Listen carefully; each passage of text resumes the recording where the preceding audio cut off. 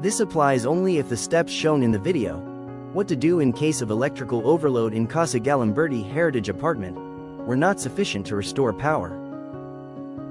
The main safety switch for the apartment is located in the building basement. The entrance to the basement is located behind the elevator. If the basement door is locked, the key is available inside the apartment.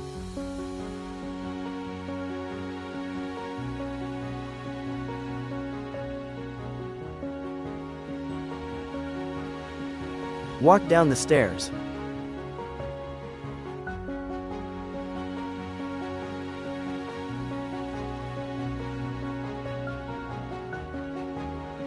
And locate the main safety switch area for the building. Then locate the main safety switch for the apartment.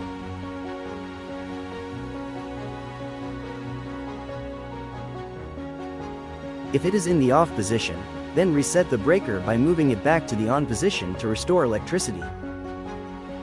If the problem persists, please do not attempt further actions. Please contact me directly so I can activate the emergency contacts and provide assistance. Thanks for watching.